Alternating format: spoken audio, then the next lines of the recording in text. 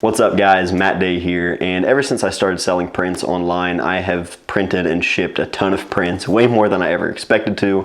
So first of all, if you bought a print, thank you, it really means a lot. But I've had a lot of questions from people asking, what the whole process is, what service I use, what packaging I use, that sort of thing. So today I'm going to walk you through the entire process. Before I do that though, I'm going to take a quick second to thank our sponsor for the day, which is Squarespace. So if you need a website, a domain, or an online store, like if you're planning on selling prints, make the next move with Squarespace. They've been a huge supporter of mine on this YouTube channel. I've used them long before they ever decided to sponsor it, but their help has really kept things going here, and your support to them also really helps this channel. So if you'd like to support the channel and also try out your own website, head over to squarespace.com/mattday and you can get 10% off your first purchase. So I have sold a lot of prints over the last few weeks, and this whole process has become pretty routine for me. And basically how it works is I'll get a notification from PayPal letting me know that someone has purchased a print.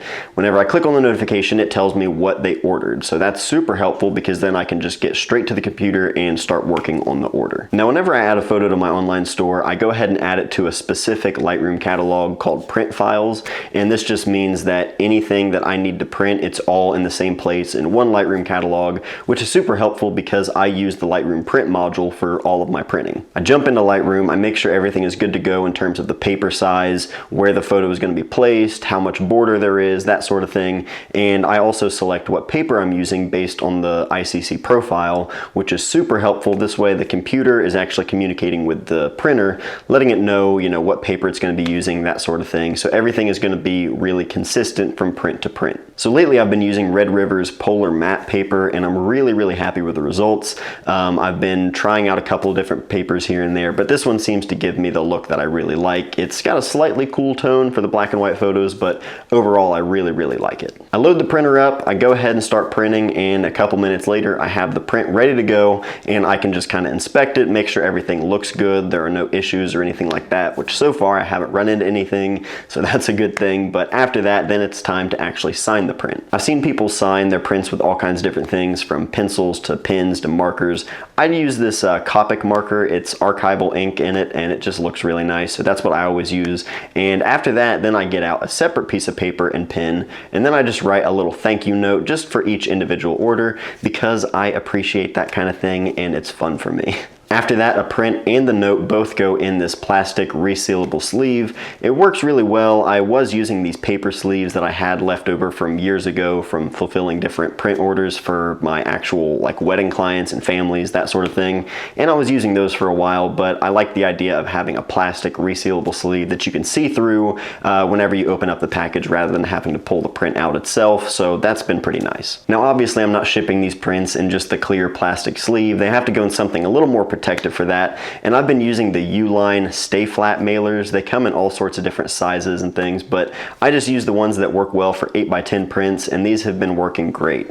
They're good and rigid, they're not going to bend easily, and I haven't had any issues with them at all, and they're pretty reasonably priced as well, so that's a big plus. The next step is to actually label these packages, and for that I use a service called ShipStation. I don't have any affiliation with them at all, but it does connect to Squarespace websites, which is really helpful. So anytime I get a new order in, it automatically comes up on ShipStation, and it has saved me a ton of time, because I used to ship things, prints here and there, some zines, that sort of thing, and I would just write everything out by hand and pay for it at the actual post office, and they would scan each one individually. Now I don't have to worry about that. I pay for the postage online through ShipStation, and it prints everything off ready to go, and I don't even have to stand there in line at the post office anymore. I just walk in, hand them the packages, and then I can walk out, and that saved me a ton of time.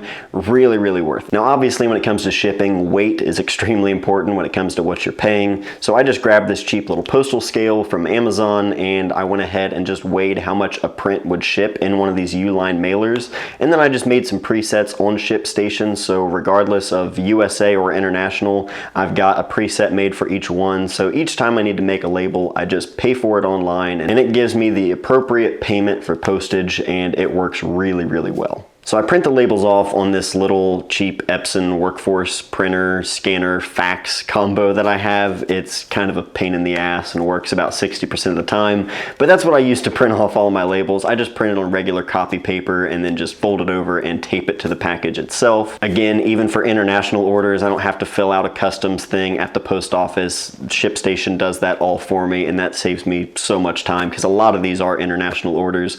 And the final thing I add, which is extremely important, and it's just a good step to take, and that's adding some do not bin stickers on the packages themselves. I found some do not bin stickers on Amazon, and rather than just writing it on there, a big red sticker I think kind of helps, you know, visually tell somebody like, hey, warning, please don't mess this up, because you know you can't control what a postal worker will do, but any step you can do to make sure they understand, don't fold this in half like a taco and shove it in a mailbox, that's always a good step to take. So that is how all of this works. It's really, really simple. I've kind of got things down to a good routine, and it works really well for me. So I usually go to the post office every day or every other day, just so I can get these orders, you know, shipped out as soon as possible. But if you're interested in buying a print, again, you can buy those at mattdayphoto.com. I'm really, really enjoying, you know, getting these prints out to so many people and trying to do it as affordably as possible. So big thanks to everybody who has ordered a print. It really is cool to see these going all over the world. And again, if you guys have any questions or comments or even some tips maybe that you think I could implement into my little workflow here, definitely let me know in the comments below. So thank you guys for everything. Thank you for watching, and I'll see you guys next time.